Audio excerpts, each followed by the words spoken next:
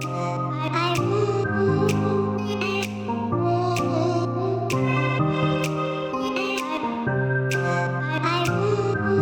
everyone, how's it going? Today I am back to do a comparison between the Redmi Note 7 Pro and the Pocophone F1. Two amazingly cheap and amazingly good value phones, both very powerful, both with very good cameras. I've been using the Redmi for about 3 weeks now, and I've had the Pocophone since last year, so I know both phones pretty well, and yeah, we're going to see which one is better. We're going to test the cameras, we're going to test the gaming capabilities, we're going to look at the design, see which one's better to use on a day-to-day basis, and just the general features. You are looking for a cheap but powerful phone. These two are probably your top contenders right now. Let's start by looking at the design of both of these phones. I mean, they are pretty similar. I mean, all phones are basically the same design these days, just the candy bar shape, but there are some key differences, which we can take a look at now. So the Redmi Note 7 Pro has a 6.3-inch IPS LCD screen. It's got a resolution of 1080 by 2340 and a pixel density of 409 pixels per inch. The Pocophone, on the other hand, has a 6.18-inch IPS LCD screen with a resolution of 1080 by 2246 and a pixel density of 403 pixels per inch. So technically the Redmi is the winner in terms of screen because it has a higher pixel density, it's got high resolution, and a slightly bigger screen, so slightly more real estate to play with. However, on a day-to-day basis, you're really not going to notice the difference. The very small difference in resolution is not really noticeable to the human eye, nor is the very slight difference in pixel density. The only thing I would say about the screen is the fact that the Redmi has a teardrop notch, as you can see here, so it really doesn't interfere with the apps too much. It's much more kind of integrated within the screen. Redmi is also slightly taller, slightly larger, as you can see here, but is also very slightly thinner. However, again, the difference is so negligible that you can barely see it. In terms of overall design, I do prefer the look of the Redmi Note 7 Pro. I just love this reflective screen, the colors that it uses, and the placement of the fingerprint scanner is much more easier to use, even if you can't see it. Whereas the Pocophone has a more basic design. I mean, it's not reflective, it's not really colorful, it's kind of fairly basic. I mean, the materials are not bad, it doesn't feel cheap, and I just think this notch at the top does take some points off of it. Now, let's talk about the cameras featured on both of these phones, because they both have some fairly advanced camera technology, considering how much they cost, considering how cheap they are. The Redmi Note 7 Pro has one front-facing camera and two rear-facing cameras. The front-facing camera has 13 megapixel resolution. The rear-facing cameras, one of them is 5 megapixels and the other is 48 megapixels, which is huge. The Pocophone front camera has a resolution of 20 megapixels, so slightly higher than the Redmi's selfie camera. But the main cameras at the back of the phone are 12 megapixels and 5 megapixels, so that is significantly less than the Redmi's. We'll have a look at some photos here. Let's have a look and see what they look like. I went out and shot some photos in the same location with both of these phones, and then I've combined them together so we can have a look and see the difference. The difference is very subtle. However, I do think that the Redmi does shoot high quality photos in general, especially when you activate this 48 megapixel feature. That means there is a lot of pixels to play with. It's very sharp. You can even zoom in and crop in, so you can delete half the photo and the quality will remain broadly similar, which is a really good feature to have. It means you can play around and edit your photos a lot. You can't really do that with the Pocophone because the resolution just isn't high enough. I think the Pocophone is slightly more realistic in terms of what's actually there, but the Redmi shooting much higher detail, and I think that is more important. The Redmi tends to capture light better as well. It isn't so overexposed, for example, in the sky. I mean, you can see the difference here between the two.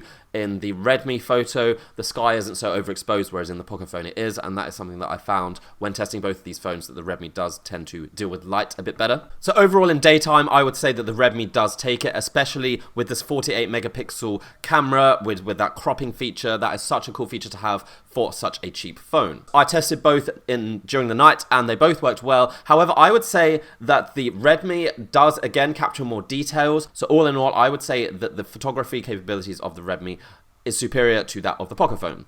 Both phones can shoot 4K video, which is a great start. The Pocophone can shoot slow motion up to 960 frames per second, which is kind of done with some software. It's not necessarily hardware, but it does work. But the Redmi Note does not. It can shoot slow motion, but I think only up to 240 frames per second. But yeah, so compared to like Apple phones or even the latest Samsung phones, the video is not going to be amazing, but it's pretty good. It's 4K, very sharp, decent color range, decent color balance. I mean, I have not really seen much difference between the two, to be honest, apart from that slow motion mode. Okay, let's talk about the performance of both of these phones in terms of how they play the latest games, run the latest apps, what processor do they use, how much RAM do they have. Straight from the start, I will say that the Pocophone has more RAM options. You can get up to 8 gigabytes of RAM, which is crazy for such a cheap phone. And it has a pretty powerful processor as well, a Snapdragon 845, which is one of the more powerful budget processors, but it's able to compete with much more expensive devices. It can run the latest games very, very quickly. It can run the latest apps instantly, multitask everything. It is probably the most powerful phone in terms of RAM and processor and GPU combined for this price range. And yeah, that's why I have this phone, that's why I use this phone, because it is so powerful for the price. So I played all the latest games, absolutely no problems playing the latest games with the highest graphics, the highest textures.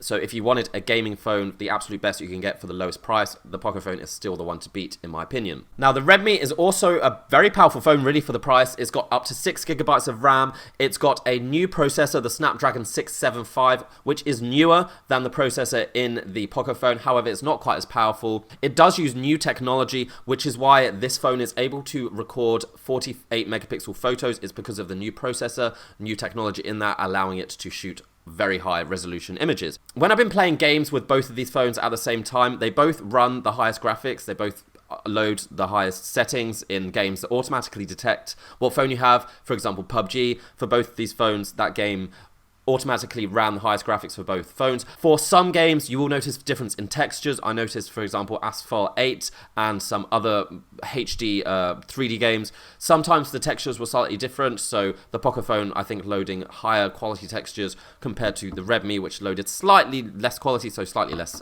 reflections, etc. Not something that you would notice on a day-to-day basis. So both of these phones, absolutely great for gaming, absolutely no issues. I would just say that the Pocophone edges it in terms of power. As for all the other features you can find in both of these phones, they both have fingerprint scanners, like I said. However, I do think the Redmi one is positioned in a much more user-friendly place, whereas the Pocophone is kind of directly under the camera, so you can often, you know, get sticky fingerprints on your lenses. Not a great position, I think, for a fingerprint scanner. They both have internal memory of up to 128 gigabytes. They both have micro SD card slots, which is great for expanding that memory. Neither of these phones feature NFC, which is the only feature I think that's missing that I do actually miss compared to more expensive phones from the likes of Apple and Samsung and OnePlus. All those kind of phones have NFC. When it comes to battery life, they're also fairly evenly matched. I found that both last about a day and a half or maybe 2 days at a push. I think maybe my Pocophone not lasting quite as long now because I've had it for longer and obviously the battery just drains.